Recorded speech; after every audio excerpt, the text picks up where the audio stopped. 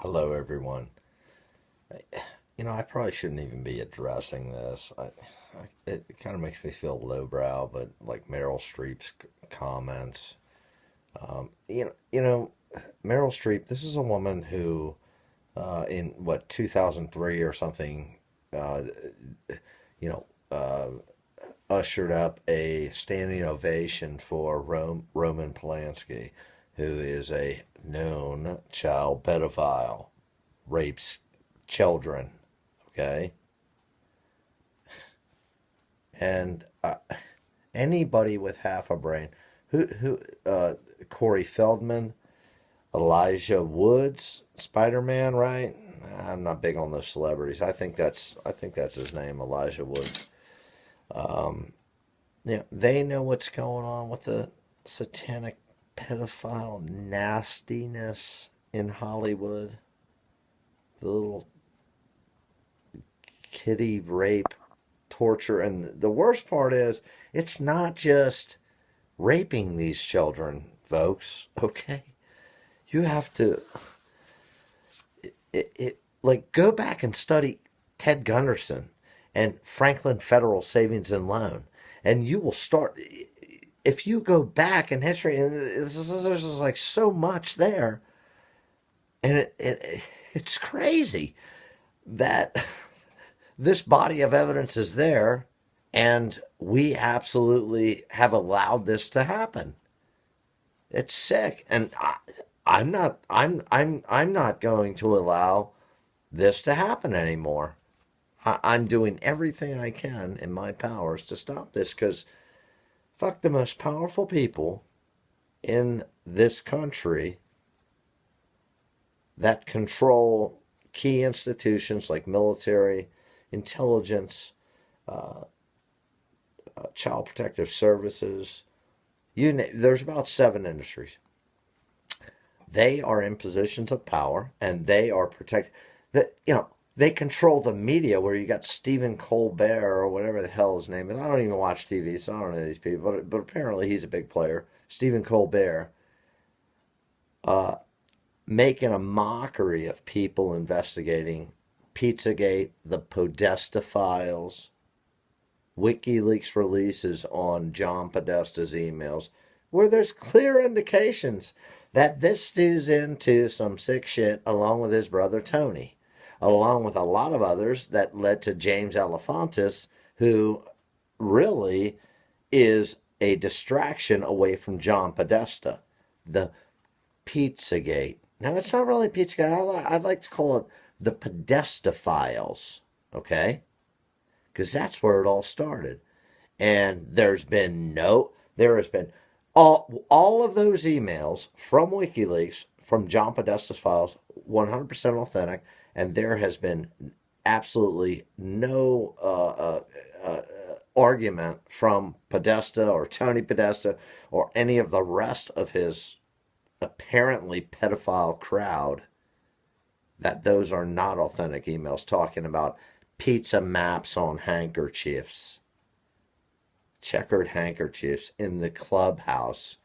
Where's the pillows? It's like, well, these people, it's nonsensical. Their emails are nonsensical unless you understand the code. When they're talking about pizza and hot dogs and pasta, it's disgusting. And it's like, yeah, we're just going to ignore that. That's normal. And are you aware of the Stratford email between, I can't remember the guy's name, but I can post it up, where Stratford is a Austin, Texas based private intelligence organization that Intel people subscribe to, Stratford. And WikiLeaks has a whole mess of emails on Stratford people. And in one of the emails, it alluded to the Obama White House when John Podesta was chief of staff having a pizza and hot dog party. It was a private party though, and it cost $65,000, and the pizza and hot dogs were flown in from Chicago. But it was a private party, meaning it was relatively small. So hold on, I'm sorry, I have to connect the cord. We're going low on juice. Bear with me, I apologize. So I did some math on that, and you could have 1,000 pizzas. Okay, first of all, you pay $10,000 for the airfare, the transportation of actually getting the quote pizzas and hot dogs from Chicago to DC. $10,000 I allocate to that. Okay. Then I think at $50 a pie, we could have 1,000 pizzas, and then on top of that, hundreds or thousands of hot dogs, even. Okay, for $65,000, which is absurd for this small little private party at the White House, because it really wasn't pizza and hot dogs. It was code. Little boys and little girls is what that meant. Going on in our own White House while John Podesta, who's got all this nasty handkerchief map crap, spirit cooking, satanic pedophile shit on his email. Own it, John. Own that shit. Own up to what you are. And the best thing that you people can do at this point, who are complicit with the John Podestas of the world, is to fess up and then beg forgiveness. Because I believe that that is the evolution, the spiritually evolutionary challenge for humanity, is that we we we need to face up to what has actually happened, and people need to admit and fess up to their crimes, and then key is beg or at least ask for forgiveness, and then that is where humanity is at a crossroads.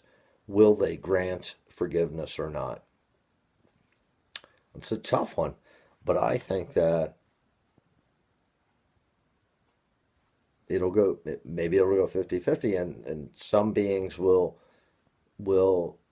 decide to grant forgiveness if they see redeemability and genuine remorse, and a genuine request for forgiveness. That only under those circumstances is even considering forgiveness worthwhile. Then there will be another crowd that, under no circumstances, at least this is, I don't hope this is the case, but I think this may be the case. There will be another crowd who, it's just lynch mob, pitchforks and torches. And you know what? I'm not going to criticize them or blame them. I understand where they're coming from, empathize 100%. But I don't think it's the best path for them, spiritually or personally whatsoever. But I understand if that happens. Anyway, enough of that. And we'll see what happens going forward. Exciting times. Glad to be here on planet Earth right now.